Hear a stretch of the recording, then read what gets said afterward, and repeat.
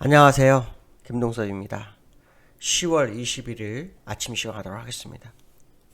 오늘 새벽에 끝난 미국 시장이 혼조세로 마감을 했습니다.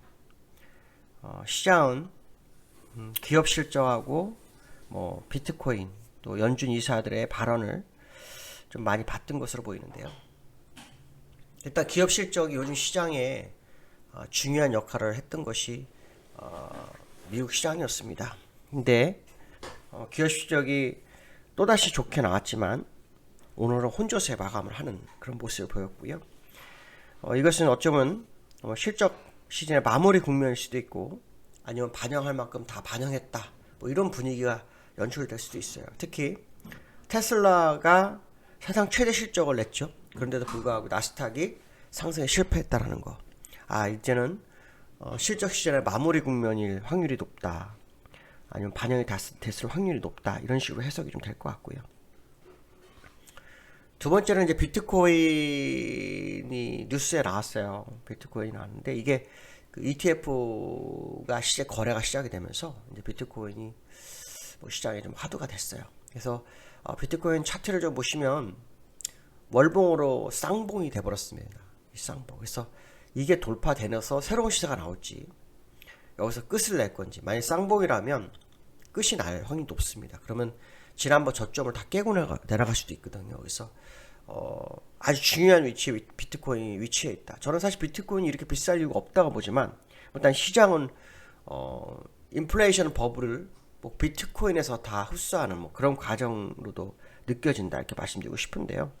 자, 비트코인 상승하니까 어떤 시장에 어떤 상황으로 연출되고 있냐면 위험 선호 심리가 개선됐다. 이런 생각을 하고 있는 것 같습니다. 위험 심리가 개선됐다.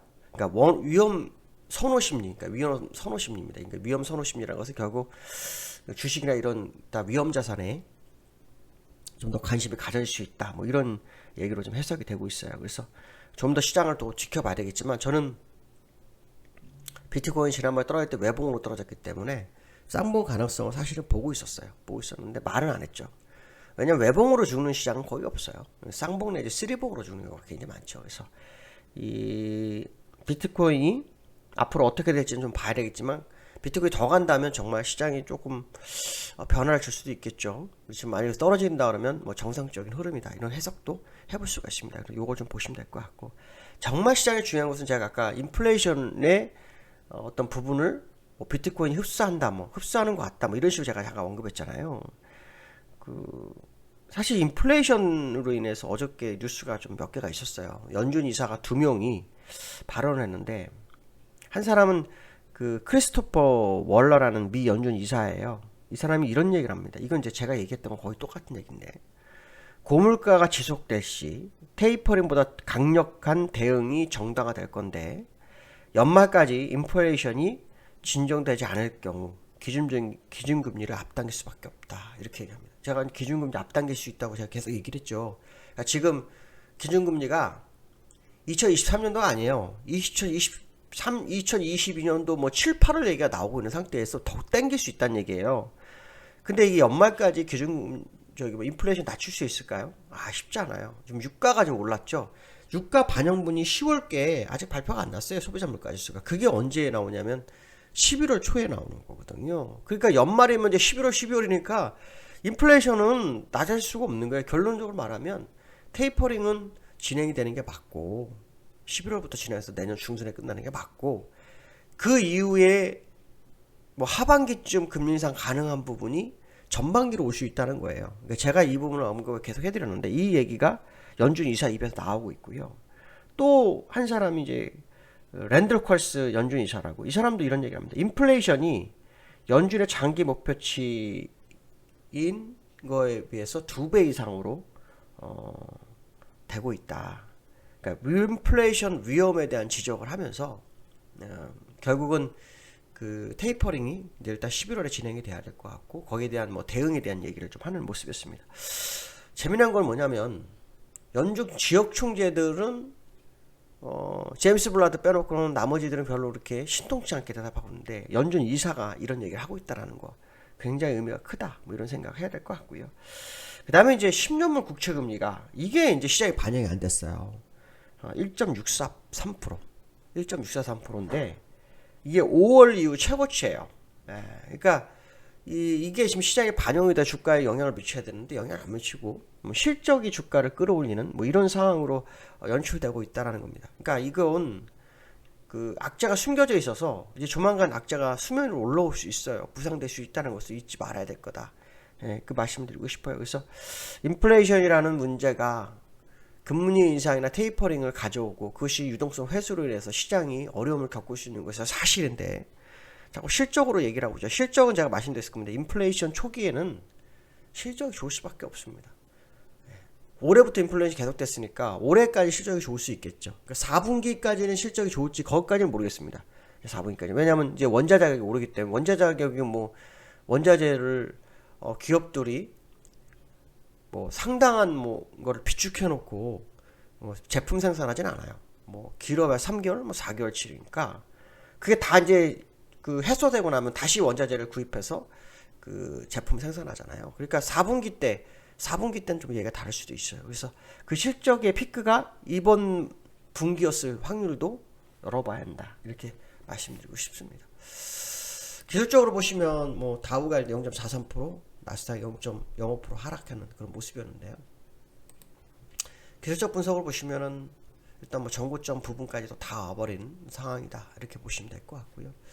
주봉상으로는 뭐 1, 2, 3, 1, 2, 3 안에 갇혀 있어서 별 의미는 없습니다. 의미는 없다니 말씀드리고 싶고요. 돌파가 돼서 뭐 쭉 날아가지 않는 한은 뭐 큰 의미를 부여하고 있는 사항은 아니다. 이렇게 보시면 될 것 같고, 특히 아시아 시장에서 우리나라 시장하고 미국 시장은 좀 다르다라고 제가 마감 시장에 올려놨는데 한번 뭐 보실 분들은 한번 참조하시고요. 나스닥도 역시 같은 상황의 모습이다. 이렇게 말씀드리고 싶고요.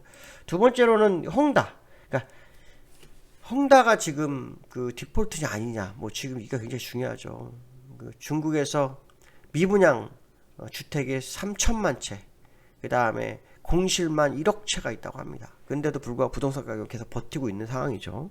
전 세계 부동산에 충격을 주게 되면은 신용 리스크가 있을 거라고 제가 말씀드렸었는데, 뭐 중국 정부는 부동산 문제 해결할 수 있다는 식으로 얘기를 하고 있어요. 공산주의자 국가인데 당연할 수 있죠. 그러니까 사회주의니까 충분히 그 가능성이 있는데 일단 헝다가 3조를 조달하기 위해서 계열사 매각을 시도했다가 실패를 했어요. 실패를 하면서 23일 날 또다시 그 디폴트 기로에 선다고 합니다. 그러니까 23일은 원래 토요일이죠. 그러니까 이번 주 지나고 헝다가 살아남는지 안 살아남는지에 따라서 또 시장의 흐름이 상당한 변화가 있을 수 있다는 생각도 해봐야 되겠죠. 중국발 리스크가 시장에 화두로 자리매김할 확률이 굉장히 높다고 판단하고 있고, 미국도 그 전에 인플레이션을 위한 뭐 테이퍼링 지내야 되는데 뭐 중국도 질질 끌리고 미국도 질질 끄는 그런 상황이지만 결국은 터진다라고 판단해야 되겠죠. 그래서 주의가 좀 필요한 건 사실일 거다, 이런 생각 해봐야 될 것 같고요. 세 번째로 코스피가 다시 3,000포인트를 약간 위태하는 그런 상황이었어요. 어저께 코스피가 좀 내리면서 3,013에서 끝났고, 천스탁도 1포인트 차이로 천스탁을 지키는 그런 상황이었어요. 코스피가 미국 시장하고 많이 차이가 있어요. 차이가 있기 때문에 사실은 뭐 미국 시장 키높이를 맞추기 위해서는 뭐 쭉 올라야 되는 거 아니야, 이렇게 생각할 수 있겠지만 사실 그렇지 않습니다. 그렇지 않기 때문에 일봉상으로 우리나라가 먼저 오랜 기간 조정을 주고 내려온 상황이었고, 미국은 이제 조정이 얼마 안 됐어요. 그러니까 시간적으로 우리는 1월 1일부터 고점 치고 박스권이었잖아요. 근데 미국은 보시면 언제냐면 1월 1일 날 아니라 5월 달에 고점 찍고 박스권이에요. 그러니까 이 미국과 우리는 기술적으로 많은 차이를 가지고 있다는 것을 염두에 둬야 됩니다. 그래서 미국 차트대로 우리나라시 올라올 거냐 이런 생각하시면 안 되고요. 특히 우리나라는 먼저 미국보다 금리 인상을 했고, 우리나라 다음 달 또 금리 인상하고, 미국은 다음 주 테이퍼링 한다는 거예요. 그래서 이 금리 인상이 한 달 정도 더 빨랐다는 것도 미국과 다른 모습이고, 그렇죠? 유동성 회수를 좀 더 진행하는 국내 시장의 모습이라면 미국과는 차이점이 있을 수밖에 없다는 거죠. 그래서 오늘 뭐 미국 시장에 어떤 영향을 받을지 모르겠지만 제가 볼 때는 다른 모습이 또 나타날 수 있다. 어저께도 다른 모습이 나타날 수 있을 거다라고 얘기했는데 나타났거든요. 그래서 오늘도 그 모습이 있는지를 좀 확인해 볼 필요성이 있다, 이렇게 말씀드리고 싶습니다. 오늘 여기까지 하겠습니다. 감사합니다.